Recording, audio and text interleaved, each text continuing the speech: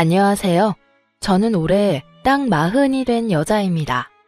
퇴근하고 집으로 돌아와 하루의 고단함을 사연을 들으며 푸는 애청자입니다.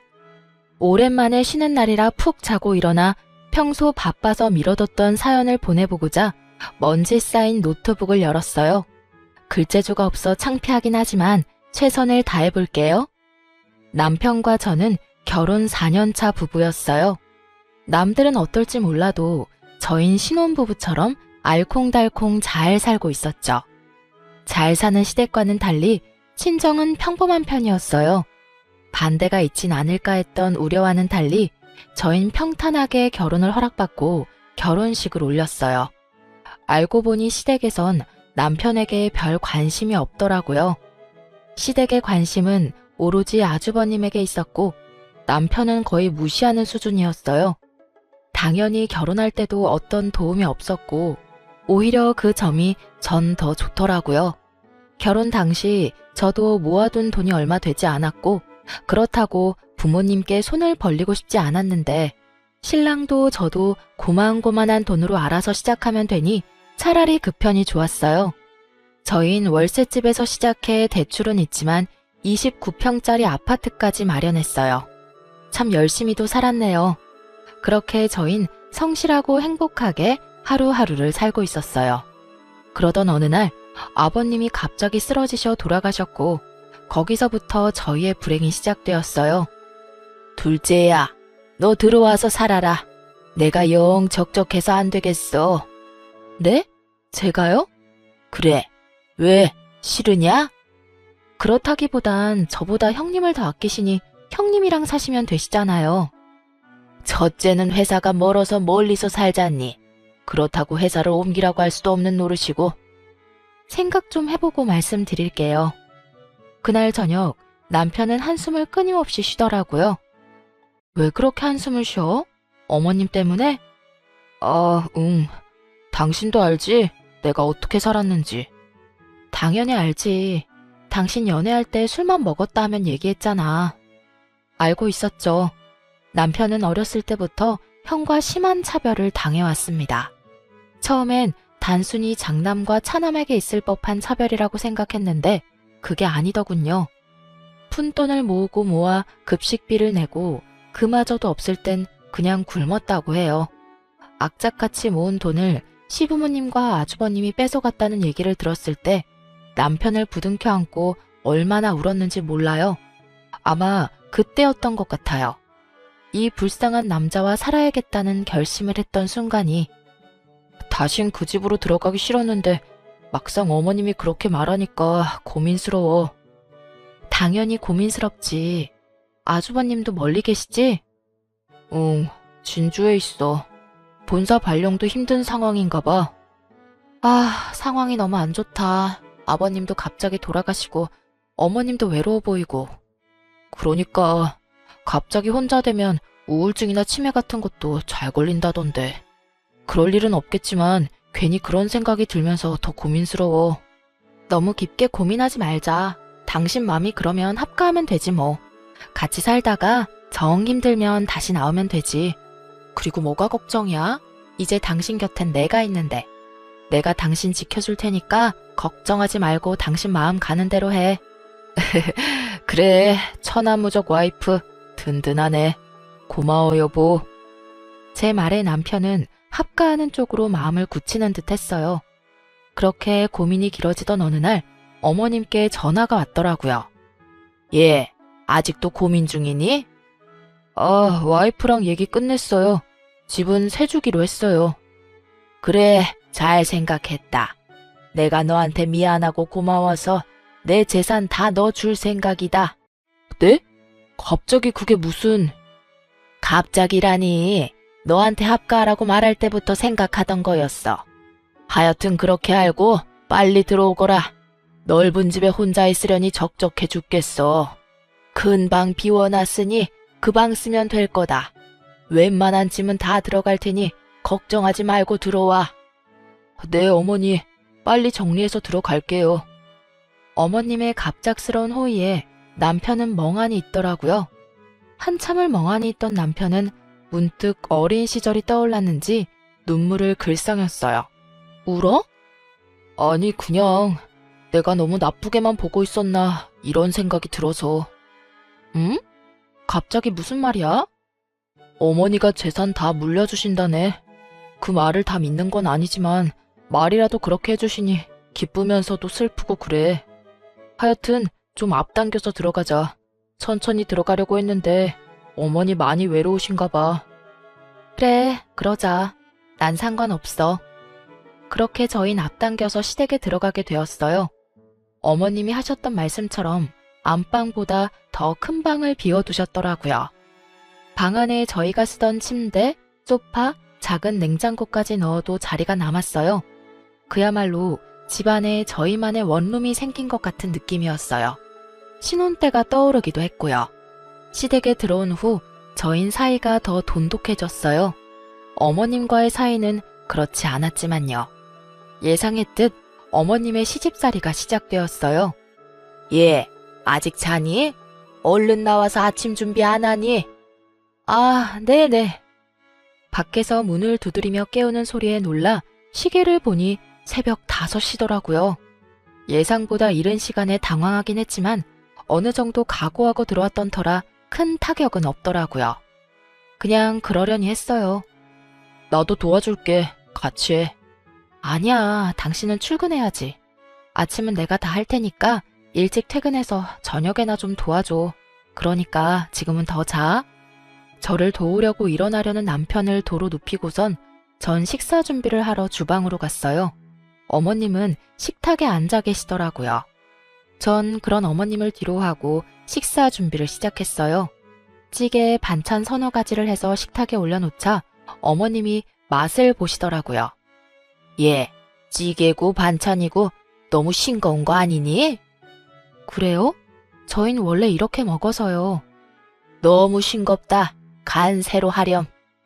어머님은 초장에 절 잡아볼까 하는 생각이신 것 같았지만 전 그렇게 호락호락한 며느리는 아니었어요. 어머니, 싱겁게 먹는 게 건강에 좋대요. 짜게 먹어봤자 좋은 게 뭐가 있어요? 아버님 갑자기 쓰러지시는 거 보면서 저흰 더 싱겁게 먹고 있는걸요? 어머님도 나중에 고생하지 마시고 앞으로는 싱겁게 드세요. 아셨죠? 그래도 이건 너무 싱겁지 않니? 그럼 오늘은 그냥 드셔보시고 정 안 되겠다 싶으시면 말씀해 주세요. 내일부턴 간 좀 더 해드릴게요. 예상치 못한 저의 반응에 어머님은 그냥 그렇게 넘어가시더라고요. 식사를 마칠 무렵 간이 약하다 그러셨지만 전 알겠다 대답만 하고 계속해서 저희 식성대로 간을 했어요. 어머님, 오늘은 간 좀 더 세게 했는데 어때요? 전 좀 짠 것 같은데. 어머님은 괜찮으세요? 짜긴 뭐, 이 정도면 된 것 같구나. 앞으로는 이렇게 해. 네, 어머님. 전 이런 식으로 시집살이를 호기롭게 헤쳐나가고 있었어요. 마음을 단단히 먹고 들어와서 그런지 할만하더라고요. 생활비를 드리곤 있지만 둘이 살던 때보다 지출이 적으니 모이는 돈도 늘고요. 하지만 그런 날이 길게 이어지진 않았어요. 멀리 계시던 아주버님이 갑자기 회사를 이직하며 서울로 오게 되면서 시댁으로 들어와 버렸거든요. 계획에 없던 식구의 등장에 저도 저지만 남편이 더 당황스러워했어요. 그것도 그럴 것이 어린 시절부터 있었던 차별 때문에 아주버님 앞에선 한없이 작아지는 남편이었기에 아주버님의 등장이 달가울 순 없었죠. 어느 날 아침 식사를 준비하고 있는데 저희 방에서 아주버님 목소리가 들리는 겁니다. 저는 무슨 일인가 싶어 서둘러 준비를 마치고 방으로 갔어요. 그곳엔 아주버님이 제가 선물한 남편의 와이셔츠를 들고 서 있었어요. 야, 이거 내가 좀 입을게. 다려놓은 와이셔츠가 없네. 그거 안 되는데. 뭐? 잔뜩 주눅이 든 남편의 모습을 보는데 화가 확 나더라고요. 그거 제가 선물한 와이셔츠예요, 아주버님. 오늘 저 사람 입고 가라고 제가 어젯밤에 다려뒀고요. 저 사람도 오늘 입고 갈 게 그것뿐이라 빌려드릴 순 없고, 여기 다림이 드릴 테니까 직접 다려 입으세요. 제가 해드리고 싶은데 전 식사 준비로 바빠서요. 네. 그럼 네가 내 와이셔츠 좀 다려. 당신 오늘 아침 일찍 가야 한다면서 빨리 옷 안 입고 뭐해? 당장 옷 입고 나와. 알겠어? 아주버님, 다림이 여기 있어요? 뭐 하세요? 얼른 출근 준비하셔야죠. 그래야죠. 고마워요, 죄수씨. 다리미를 받아든 아주버님의 표정이 멋씹은 듯 했지만 신경 쓰지 않았어요. 어디서 감히 제 앞에서 남편을 부려먹을 생각을 한다니 가당치도 않은 일이었어요. 전 아주버님이 방에서 나가는 걸 보고선 주방으로 돌아와 아침을 마저 차렸어요. 예, 그까짓 와이셔츠 좀 빌려주면 어디가 덧나니? 아주버님이 다림질하는 모습을 본 어머님이 득달같이 달려와 따지더라고요. 전 밥상을 차리며 대답했어요. 그까짓 와이셔츠 아주버님이 좀 다려 입으시면 되죠. 저한텐 제 남편이 하늘 같아서 구겨진 와이셔츠 입고 출근하는 꼴은 못 보겠는 걸 어째요. 그렇다고 식구들 아침밥 굶겨가며 제가 아주버님 와이셔츠까지 다릴 수도 없는 노릇이고. 정 싫으시면 아주버님도 장가 빨리 가시면 되겠네요. 너 그걸 말이라고 하는 게냐? 어머님, 벌써 6시가 넘었어요. 이러다 제 남편도 그렇고 아주버님도 그렇고 아침도 못 먹고 출근하게 생겼어요. 얼른 식사들 하세요. 그렇게 시작된 아침 식사. 편할 리가 없었어요. 어떤 말로 혼을 낼까 생각에 빠진 것이 화난 어머님과 여전히 어두운 표정의 아주버님. 그런 두 사람의 눈치를 살피는 남편. 저는 일부러 더 오버를 하며 남편의 밥그릇에 반찬을 올려주며 이렇게 말했어요. 여보, 많이 먹어. 당신이 우리 집 기둥인 거 알지? 많이 먹고 힘내. 고마워. 당신도 많이 먹어. 오늘따라 더 맛있네. 그런 우리가 꼴보기 싫었는지 아주버님의 핀잔이 시작되더라고요. 맛있기는. 재수씨, 국 간이 너무 싱겁네요. 저 소금 좀 더 주세요. 아, 그래요? 싱겁게 먹는 게 건강에 좋은데 그래도 소금 드려요? 네. 저는 짜게 먹는 걸 좋아합니다. 주세요. 네, 알겠어요. 전 소금을 가져다가 아주버님 국에 넣어드렸어요. 꽤 많이요. 도대체 소금을 얼마나 넣은 거예요? 너무 짜잖아요. 어머, 짜게 드시는 걸 좋아하신다길래 어쩌죠? 다시 드려요? 그렇게 짜면 형이 다시 떠다 먹어. 남의 와이프 그만 부려먹고. 처음이었어요. 식구 앞에서 그런 식으로 말하는 남편을 본 건. 순간 감격의 눈물이 흘러나오는 걸 억지로 참으며 흐뭇한 표정으로 남편을 보았어요. 남편은 많이 긴장한 듯 경직된 표정이었지만 제 눈엔 그 모습마저 멋있어 보이더라고요. 뭐라고? 너 말 다 했냐? 여자 하나 잘못 들였더니 별꼴을 다 보는구나. 어디 감히 네가 형한테 큰 소리를 내는 게냐? 얼른 형한테 사과 못해? 두 사람의 압박에 남편이 주춤하더군요. 아무래도 더는 무리일 것 같아 제가 나섰어요. 7시 다 돼가는데 얼른 출근하시죠. 당신도 다 먹었으면 얼른 출근해. 어머님, 놓여오신 마음 잘 알겠으니 나중에요. 이러다 정말 지각하겠어요.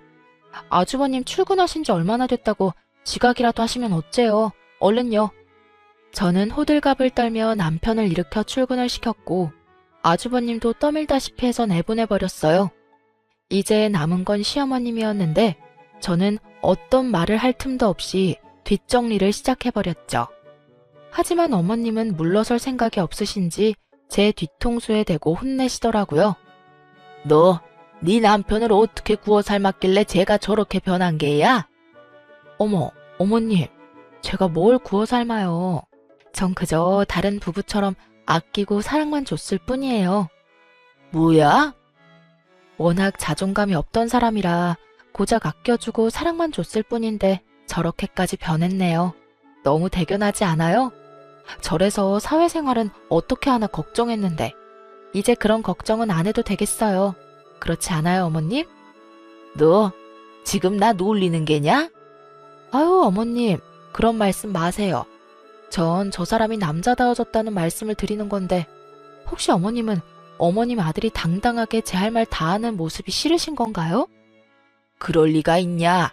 난 그저 한참 어린 아우가 하늘 같은 형님한테 큰 소리 치는 게 버릇이 없다. 이 뜻이야. 에이, 어머님.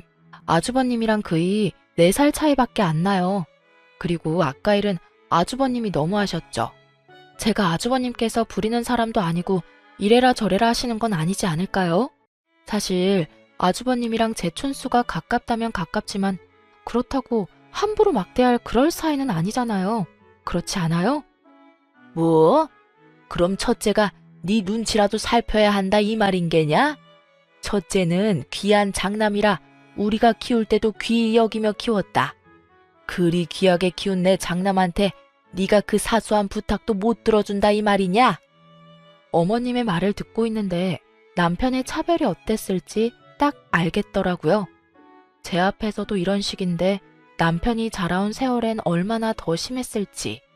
전 지금 물러서면 앞으로 더 힘들어지겠다는 생각에 절대 물러서지 않기로 했어요. 그런 말이 아니라 예의는 지켜주셨으면 한다 이 뜻이죠. 어머님, 저도 외동딸이라 나름 귀하게 컸어요. 어머님 말씀대로라면 저도 샤워하러 갈 때 그냥 가서 다 씻고 아주버님 불러서 속옷 심부름 시켜도 되겠네요. 저한텐 그게 아주 사소한 부탁이고 친정에서도 그랬거든요. 왜야? 순간 어머님의 표정이 장희빈의 표독스러움과 같아 살짝 겁이 났지만 마음을 가다듬고 하고 싶은 말을 마저 했어요. 이것 보세요. 어머님도 말문이 막히시죠? 저도 사실 아침에 그랬어요. 저도 이런데 그이는 오죽했겠어요? 자기 와이프를 식모 대하듯이 하는데 거기서 가만히 있으면 그게 남자게요? 그냥 바보, 멍청이 아닐까요? 그리고 말이 나왔으니까 드리는 말씀인데 저희는 어머님 모시려고 들어왔지 아주버님 모시려고 들어온 것도 아니고요. 어머님이 그러셨잖아요. 합가에서 어머님 잘 모시면 재산 다 주신다고. 그 조건에 아주버님이 없었잖아요. 아, 그렇다고 제가 아주버님을 무시한다거나 그런 뜻은 아니니까 오해는 마세요. 아주버님이 잘 대해주시면 저 역시 아주버님께 잘해드릴 거예요. 초지일관 미소를 잃지 않고 또박또박 할 말을 하는 저를 보며 어머님은 안 되겠다 싶으신지 말을 돌리시더라고요. 점심상 좀 거하게 차리거라. 친구들 온다고 했는데 깜빡했구나. 한 5명쯤 온다고 했으니 그리 알고 준비해. 이렇게 갑자기요? 장 본 것도 없는데. 그래서 내가 지금 말하지 않았느냐. 지금부터 준비하면 충분하겠네. 네 말대로 잘 모신다고 하지 않았니? 어디 내 재산 받아갈 자격이 있는지 어디 한번 보자꾸나. 오늘은 왜 안 하시나 했던 재산 타령이 나오고 전 그저 고개를 끄덕였습니다. 이쯤 되니 궁금해지더라고요. 제가 어머님을 모시고 산 것이 1년이 넘었는데 무슨 선거 공약하듯 입만 떼면 주신다는 그 재산 대체 얼만큼이나 주시려고 저러시나 하고요. 처음에 아무 욕심 없던 사람도 저렇게까지 하면 욕심이 나는 것이 당연한 거 아니겠어요? 전 음식 준비를 시작했어요. 갈비찜과 해물탕이 메인이었는데 하기엔 손도 많이 가고 시간이 오래 걸려서 유명한 맛집에서 포장해 제가 한 척 옮기고 나머지 몇 가지만 제가 해서 상을 차렸어요. 차린 건 없지만 많이 드세요. 예, 너 며느리 하나 잘 얻었다. 요즘 저런 며느리가 어디 있니? 음식 정갈하게 담은 거 좀 봐라. 솜씨도 좋네. 특히 이 갈비찜은 살살 녹네 녹아. 하여튼 이 집 둘째 아들 장가 하나는 잘 갔다니까. 요리 잘해. 혼자 되신 시어머님 잘 모셔. 아주 배가 다 아플 지경이다. 저를 골탕 먹이려고 부른 친구들인데 본인 뜻대로 돌아가지 않으니 어머님 표정은 좋지 않았어요. 얘가 그냥 들어왔겠니? 내가 나 모시면 재산 다 준다는 말에 혹해서 이러고 있지. 그렇지 않았으면 합가는커녕 얼굴이나 보고 살 수 있었겠어? 어머님 그런 말씀 마세요. 합가하려는 찰나에 어머님이 재산 주신다고 하셨었어요. 제가 말을 끼어드니 어머님이 저를 쏘아보시더라고요. 그런 어머님을 보며 친구분들이 제 편을 들며 거들어 주셨어요. 예, 우리 며느리는 지금 당장 내 재산 다 준다고 했는데도 합가는커녕 일주일에 한 번 보는 것도 싫다고 하더라. 맞아. 요즘 애들 다 그래. 우리 때 생각하면 큰일 난다고. 우리 때나 시부모 모시면서 찍소리도 못하고 살았지. 요즘에 그랬다간 다 늙어서 낡아 빠진 요양원 신세나 져야 한다고. 실버타운은 아니더라도 최신식 요양원에라도 가려면 며느리한테 잘해. 요양원은 무슨? 우리 장남이 가만히 있겠어? 너희도 알지? 우리 장남이 둘째 가라면 서러운 효자인 거. 요즘도 얼마나 나한테 잘하는지. 또 시작된 어머님의 장남 자랑에 친구분들은 눈을 피하며 식사에 열중하시더라고요. 저도 저지만 친구분들도 얼마나 들으셨는지 지겨운 눈치셨어요. 그런 것도 모르고 식사 자리가 끝날 때까지 자랑하시는데 중간에 한 친구분이 약속 있는 걸 깜빡했다며 판을 깨지 않았다면 우리 장남은 태어날 때부터 얼마나 효잔지 한 방에 쑥 하고 나왔지 뭐야? 하는 레퍼토리까지 나올 태세였어요. 그렇게 어머님이 준비하신 저를 골탕 먹이기 작전은 실패로 끝이 났어요. 그러던 어느 날 외출했던 제가 볼 일이 빨리 끝나 예상보다 집에 일찍 도착한 날이었어요. 집으로 들어서니 출근하셨던 아주버님과 어머님이 대화를 나누고 계시더라고요. 어? 오늘 일찍 퇴근하셨네? 전 그렇게만 생각하고 중문을 열려는 찰나 예상치 못한 대화에 멈춰섰어요. 어머니, 감사해요. 감사는 무슨, 당연한 거 아니니? 장남인 네가 장가를 간다는데 그깟 건물이 중요해? 내가 못해줄 것이 뭐가 있느냐? 제가 잘할게요, 어머니. 진짜예요. 형편 나아지는 대로 어머님도 모시고요. 그런데 둘째 이 사실 알면 가만 안 있을 텐데. 사실 둘째보단 재수씨가 더 걱정이에요. 재산 주신다고 한 약속 철석같이 믿고 있을 텐데. 그깟 약속이 뭐가 중요하니? 공증을 받은 것도 아니고 하다못해 각서 한 장 없는 말뿐인 약속. 그리고 걔 하는 꼴 좀 봐라. 지금 같아선 합가할 때 줬던 필요도 없는 작은 땅도 다시 뺏고 싶은 심정이야. 그 농사도 못 짓는 땅이요? 그래, 그 땅. 다시 안 뺏는 것만 해도 감사한 줄 알아야지. 혹시나 이 사실 알면 당장 나가 산다고 난릴 텐데. 저도 아직 어머님 모실 상황도 못 되고, 언젠가는 제가 모실 건데 아직 결혼도 안 했고, 결혼하더라도 신혼생활은 즐기고 말을 꺼내도 꺼내야 할 것 같아서요. 그래, 다 알지, 우리 장남 마음. 걔들이 어떻게 알겠니? 너하고 나만 입 다물고 있으면 평생을 가도 모를 거다. 그리고 혹시나 알게 되면 다른 건물 처분해서 물려준다고 하면 되지 뭐. 요즘 따라 아주버님이 너그럽다 싶었더니 이유가 있었더라고요. 입만 떼면 주신다던 재산은 애초에 주실 생각도 없었고 합가할 당시 생색이란 생색은 다 내시며 주셨던 작은 땅도 쓸모없는 땅이었어요. 사람인지라 욕심은 났었지만 큰 기대가 없었던 터라 크게 실망하진 않았는데 저를 어떻게 생각하면 저런 식으로 말할 수 있나 하는 생각에 화는 좀 나더라고요.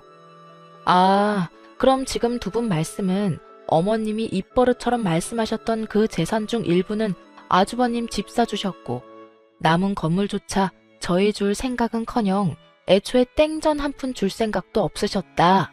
이 뜻이네요? 저의 등장에 많이 당황한 두 사람이 저를 보더라고요. 두 사람이 보기에도 제 표정이 심상치 않았는지 저를 달래기 시작하더라고요. 당연했죠. 아직은 수족처럼 부려먹을 사람이 필요했을 테니까요. 재수씨, 그게 아니라 제가 어머니께 빌린 거예요.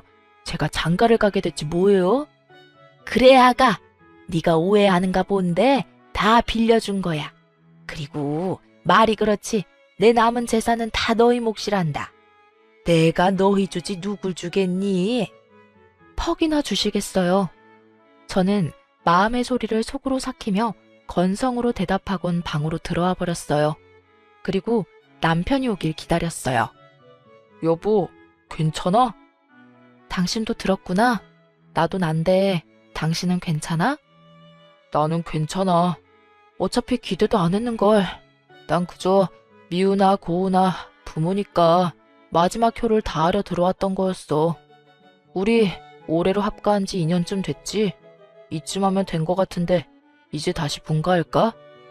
타이밍도 제격이긴 한데 당신 정말 괜찮아? 난 정말 괜찮다니까. 그럼 5개월 뒤에 나가자. 그때 세준거 계약 만기야. 어때? 그래, 그러자. 일단 그때까지 어머님한텐 비밀로 하자. 그래. 저흰 남은 5개월을 좋게 잘 지내고 나가기로 했습니다. 그렇게 남은 시간을 보내고 있었어요. 아주버님은 결혼을 하셨고요.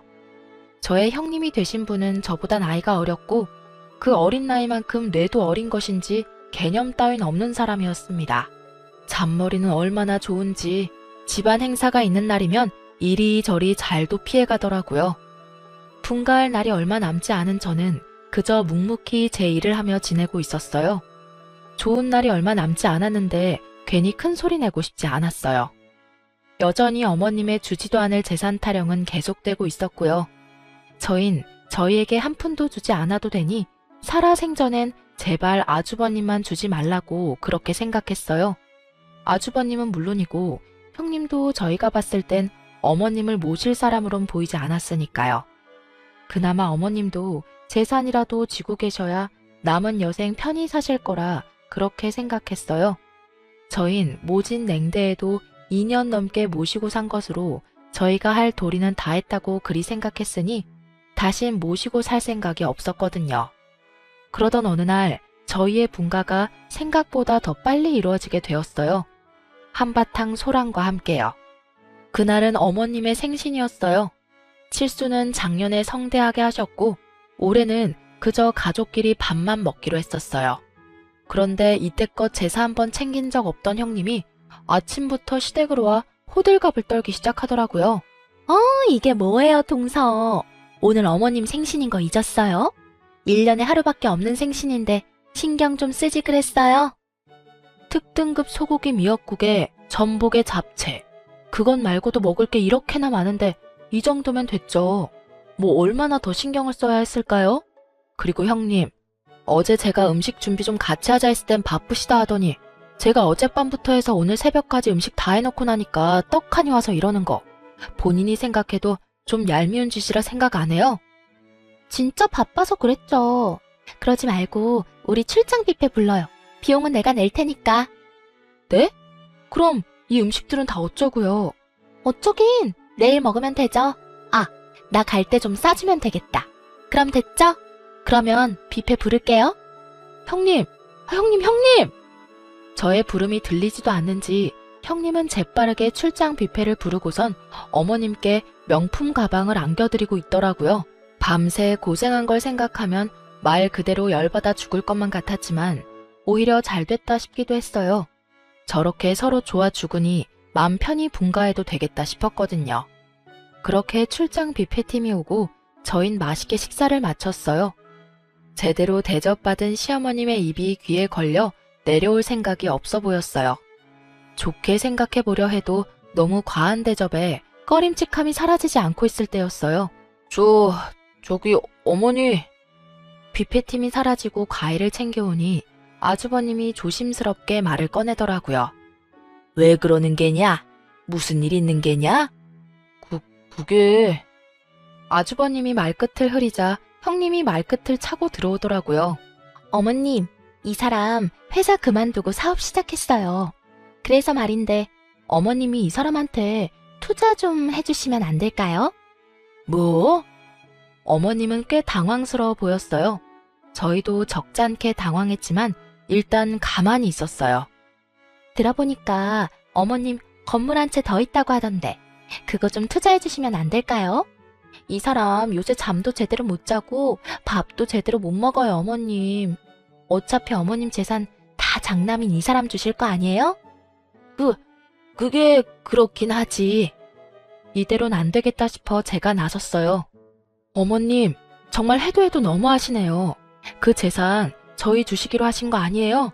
한두 번도 아니고 제가 모시고 사는 2년 넘는 시간 동안 몇 번이나 말씀하셨잖아요. 그런데 뻔히 저희 듣는 데서 그렇긴 하다뇨. 정말 이건 아니죠, 어머님. 동서는 좀 빠지죠? 제가 왜 빠져야 해요? 여기서 절대 빠지면 안 되는 사람이 전데 제가 왜요?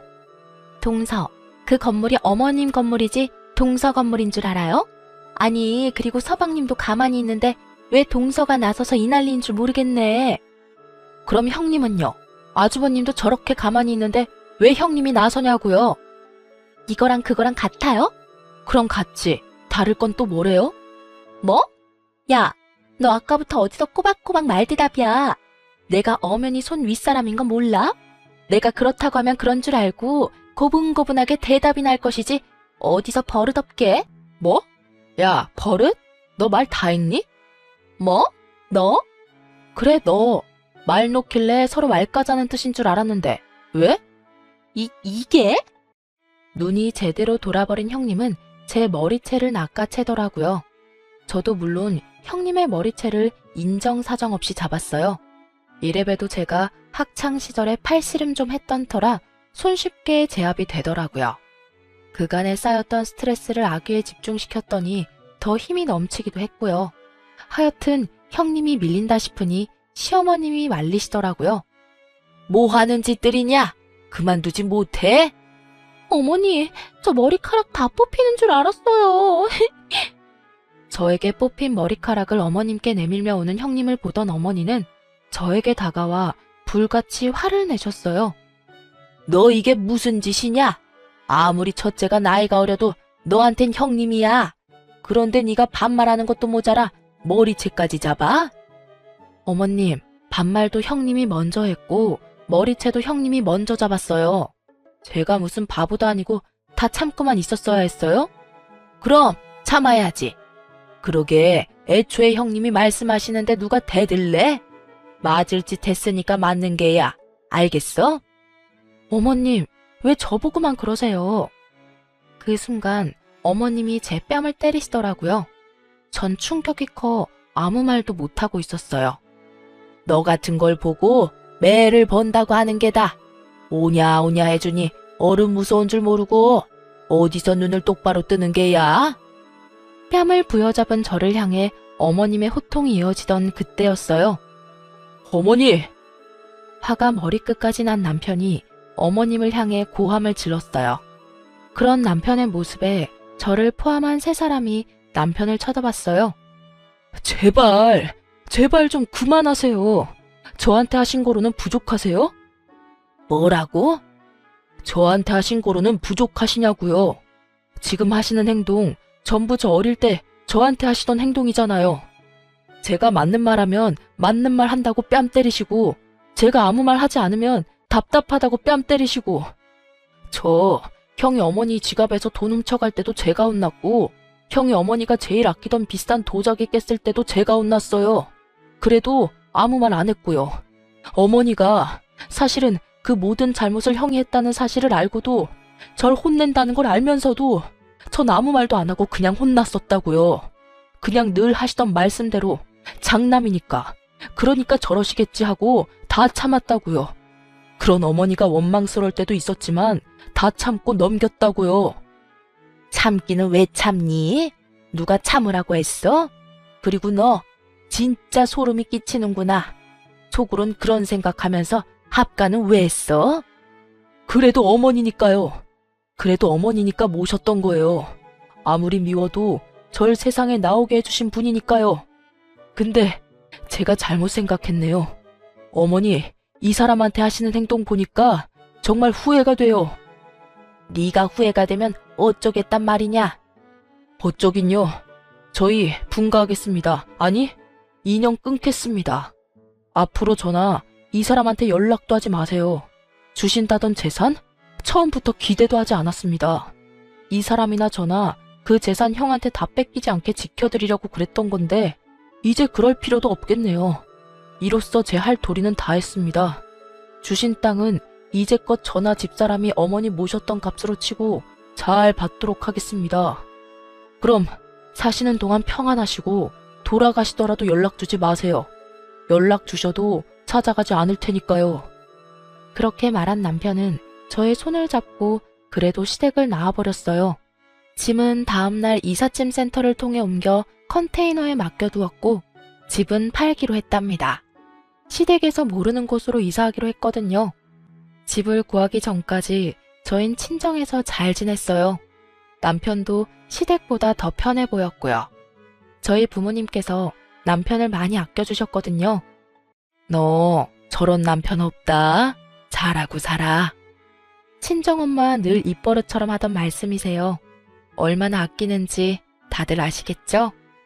저흰 한 달가량 친정에서 지내다 나와 새로운 곳에 터를 잡았습니다. 어머니께서 주셨던 땅을 처분하니 대출 없이도 작은 아파트 정도는 살 수 있더라고요. 남편은 회사도 그만뒀어요. 퇴직금과 조금 남아있던 돈으로 저흰 가게를 차렸고요. 한동안은 그렇게 잘 지냈어요. 시댁에서도 연락조차 없는 걸 보니 잘 지내는 것 같았어요. 어느 날 문득 달력을 보는데 시댁 제사가 있던 날이더라고요. 잘하려나 생각하는 찰나 무섭게 전화가 오기 시작했어요. 여보, 이거 봐봐. 어머님이랑 형님한테 계속 전화 와. 이때껏 연락도 없더니 왜? 오늘 제사잖아. 그럼 그렇지. 다 무시해. 나도 형한테 전화 온다. 그냥 꺼버리자. 당신도 꺼버려. 남편의 뜻에 따라 전원을 꺼버리고 다음날 전화를 켠 저는 엄청난 문자에 놀랐어요. 부재중을 알리는 문자가 50통이 넘었고 나머지는 이런 내용들이었어요. 진짜 절연이라도 하려고 이러는 것이냐. 절연할 때 하더라도 당장 와서 제사 준비는 해라. 적당히 하고 당장 오라는 등 온갖 협박을 하던 연락의 끝은 더 황당하더군요. 너희 때문에 첫째네 이혼하게 생겼다. 형 집안 풍비박산 내놓고 얼마나 잘 먹고 잘 사나 내가 지켜볼게다. 어머님에게 온 연락이었어요.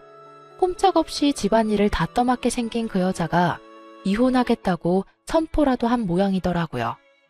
그렇게 끝인 줄 알았던 연락은 계속해서 왔어요. 어떡해 여보, 이거 좀 봐봐. 뭔데 그래? 전 어머님께 온 문자를 남편에게 보여줬어요. 너희 때문에 첫째 내가 이제 내 연락은 받지도 않는다. 이거 어떻게 책임질 거야? 네가 그날 와서 제사만 지내줬어도 이런 일은 없었을 거 아니냐? 아주버님도 어머님 연락 딱 끊었나 봐. 어쩌지? 어쩌긴 어째. 그러게 진작 좀 잘하시지. 조금만 잘 대해주셨어도 우리가 이랬겠어? 다 자업자득이야. 그리고 뭐가 걱정이야? 돈도 많은데 알아서 잘 사실 테니까 걱정도 하지 마. 완전히 마음이 돌아선 남편은 냉정하더라고요. 전 남편의 말대로 그 연락도 무시했지만 어머님의 연락은 끊기지 않았습니다.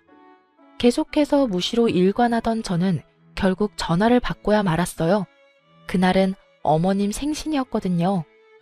네, 어머님. 아가, 어떻게 첫째가 나한테 이럴 수 있다니. 아주버님 연락도 없으세요? 연락은커녕 내 전화도 안 받은 지 오래됐어. 찾아갔더니 문도 안 열어주더라고. 내가 어떻게 했는데 나한테 이럴 수가 있단 말이냐? 어떻게 나한테 이래? 기다려보세요. 연락 오시겠죠. 기다려도 연락이 없으니 이러지. 넌 지금 사람 약 올리니? 제 말은 그게 아니라요. 이런 상황에서도 저에게 역정을 내는 어머님을 보니 할 말이 없었어요. 저의 통화를 옆에서 듣고 있던 남편은 언성을 높이는 어머님의 소리에 제 전화를 가지고 가 단호하게 말했어요. 어머니는 정말 여전하시네요. 다시는 전화하지 마세요. 전화를 끊어버린 남편은 어머님 번호를 차단 목록에 넣어버렸어요. 이제 다시는 연락 받지 마. 목소리도 듣기 싫으니까. 알겠어. 그 뒤론 연락이 와도 알 수가 없으니 잊고 살았어요. 사실 식당도 조금씩 바빠져서 신경 쓸 겨를도 없었고요. 그러던 어느 날 식당으로 예상치 못한 손님이 찾아왔어요. 어서 오세요. 어머, 안녕하세요. 정숙이네 둘째 며느리 아니야? 네, 잘 지내셨죠? 그렇습니다. 지난번 집에 오셨던 어머님의 친구 한 분이 우연히 오셨더라고요. 저흰 그분에게서 잊고 지냈던 시댁 소식을 들을 수 있었죠. 난 잘 지내는데 정숙이는 오늘 내일 하잖아. 집 나가서 모르겠구나.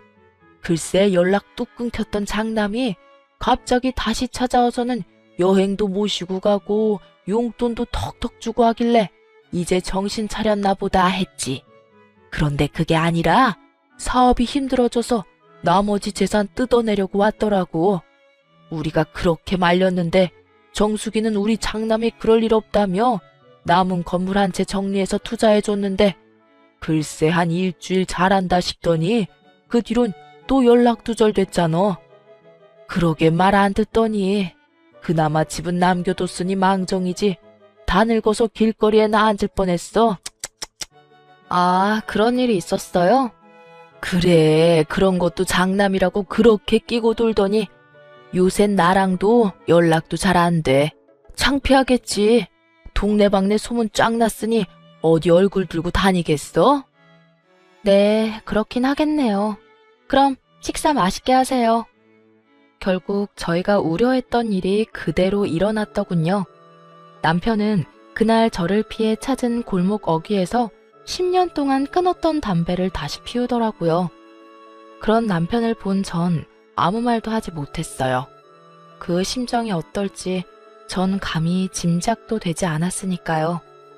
그저 그날 밤 남편에게 마시는 안주를 만들어주며 술상을 봐줬어요.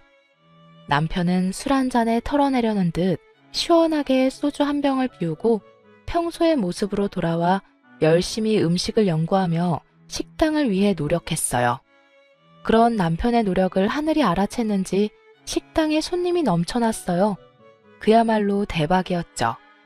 눈코 뜰 새 없이 바쁜 일상을 보내던 어느 날, 모르는 번호로 전화가 오더군요. 그 당시 체인점 문의 전화가 많이 오던 터라 아무런 의심 없이 전화를 받았어요. 여보세요? 아가, 나다. 저희가 전화를 받지 않자 전화번호까지 바꿔 연락하셨더라고요. 네, 어머님, 잘 지내시죠? 죽기 전에 목소리라도 들어볼까 싶어서 전화해봤어. 네? 어머님, 그게 무슨 말이세요? 죽으신다뇨. 내가 이렇게 살아서 뭐 하겠니? 그래서 죽으려고 하니 네 생각이 나지 뭐야.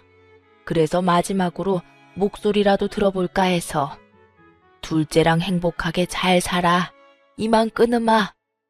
그렇게 끊긴 전화를 붙잡고 제가 안절부절 못하고 있자 옆에서 듣고 있던 남편의 눈빛은 흔들렸지만 말은 단호하게 하더라고요. 절대 죽을 사람 아니니까 걱정하지 마. 전 여기서 끝이 아닐 거란 예감이 강하게 들더라고요. 제 예감은 적중했고 병원에서 전화가 왔어요. 어머님이 입원하셨는데 환자분이 애타게 찾고 있으니 오시라고요. 저와 남편은 대기 손님까지 있던 가게를 내팽개치다시피 하고 급히 병원으로 달려갔어요. 병실 앞에 도착한 저희는 가쁜 숨을 내쉬고 있었는데요. 그때 병실 안에서 어머님 목소리가 들려오더라고요. 응? 나 괜찮아. 그냥 입원만 한 거야. 죽는다고 했는데도 오질 않으니 어쩌겠어? 이런 쇼라도 해야지. 첫째 놈? 말도 마라. 아예 전화번호까지 바꿔서 연락도 안 돼. 내가 미쳤지. 그런 것도 자식이라고 한평생 모은 재산 다 쏟아부었으니 그나마 둘째가 심성이라도 고우니 그걸 잘 이용해 봐야지. 다 늙어서 혼자 어떻게 살아? 이제 올 때 됐으니 끊어. 그래요. 저흰 또 속은 것이었습니다. 전 긴장이 풀리며 그 자리에 주저앉아 버렸고 남편은 치가 떨리는 듯 온몸을 부들부들 떨며 거칠게 병실 문을 열었어요.